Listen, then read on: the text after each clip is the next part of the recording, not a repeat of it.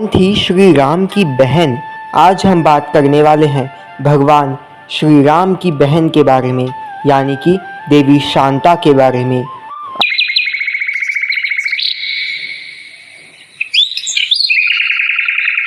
आज तक हम सभी ने सुना होगा कि केवल श्री राम के 3 भाई यानी कि लक्ष्मण, शत्रुघ्न और भरत हैं, परंतु इसके अलावा आपने कभी जाना है भगवान श्री राम की बहन के बारे में, जिनका नाम था देवी शांता? तो चलिए शुरुआत करते हैं। राजा दशरथ, जिनका वास्तविक नाम नेमी है, और उनकी पहली पत्नी देवी कौशल्या। राजा दशरथ और देवी कौशल्या की सबसे पहली संतान के रूप में, पुत्री के रूप में देवी शांता का जन्म हुआ। श्री राम के जन्म से कई वर्षों पूर्व देवी शांता का जन्म हुआ, परंतु उस तरफ राजा दशरथ के सबसे प्रिय मित्रों में से एक अंग देश के राजा रोमपाद, जिनकी संतान न थी।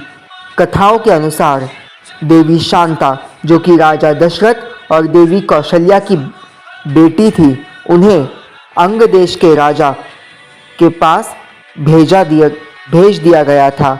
अतः कुछ कथाओं के अनुसार राजा दशरथ ने अपनी मित्रता के लिए अंग देश के राजा को अपनी पुत्री गोद दे दी थी। उस वक्त ये कोई गलत बात नहीं थी, ना ही कोई गलत धारणा थी, बल्कि इतिहास में इसका प्रमाण हमें तब भी मिलता है जब एक राजा के घर पर 2 पुत्रियों ने जन्म लिया, और उनमें से एक थी देवी देवसेना, और उन राजा ने अपने सबसे प्रिय मित्रों में से एक देवराज इंद्र को उनकी पुत्री यानी कि देवसेना को गोद दे दिया, और यही देवसेना आगे जाकर देवसेनापति कुमार कार्तिकेय की अर्धांगिनी बनती हैं।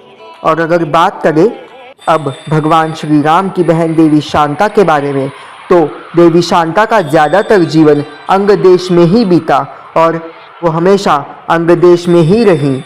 एक वक्त जब अंग देश में भीषण अकाल पड़ गया, ऐसे वक्त पर राजा रोमपाद को राज्य की समस्या सताने लगी, और ऐसे वक्त पर उनकी मंत्रियों और ऋषियों के कहने पर ऋषि श्रृंग को बुलाने का आदेश दे दिया गया। ऋषि श्रृंग, जो कि यज्ञ करने में सर्वश्रेष्ठ और उत्कृष्ट ऋषियों में से एक थे। ऋषि श्रृंग की कथा की बात की जाए तो विभंडक नाम के महामुनि ऋषि, जो कि वन में अपने पुत्र श्रृंग ऋषि के साथ रहा करते थे। बचपन से ही ऋषि श्रृंग ने किसी स्त्री को देखा नहीं था, क्योंकि वो वन में निवास करते थे। ऐसे वक्त पर अंग देश के राजा, जिन्हें अब इस यज्ञ के लिए ऋषि श्रृंग की आवश्यकता थी, इसलिए उन्होंने मनमोहक काम स्वरूपा कुछ स्त्रियों को व गणिकाओं को ऋषि श्रृंग को बुलाने के लिए भेजा।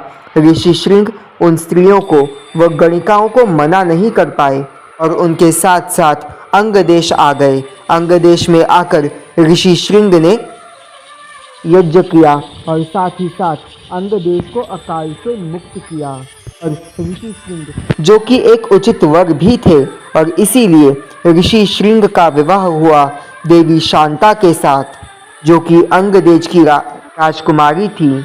वाल्मीकि रामायण के अनुसार ही जब राजा दशरथ को भी पुत्र कामेष्टि यज्ञ करने की बात आई, तब सभी ऋषि मुनियों की सहमति पर वो स्वयं अंग देश गए और ऋषि श्रृंग को और देवी शांता को अयोध्या में निमंत्रण दिया, और ऋषि श्रृंग के हाथों से ही पुत्र कामेष्टि यज्ञ और अश्वमेध यज्ञ पूर्ण हुआ, और राजा दशरथ के घर पर पुत्र के रूप में स्वयं नारायण श्री राम के रूप में अवतरित हुए।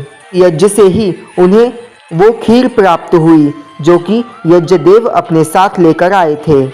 इसी खीर के विभाजन से राम, लक्ष्मण, भरत और शत्रुघ्न का जन्म हुआ।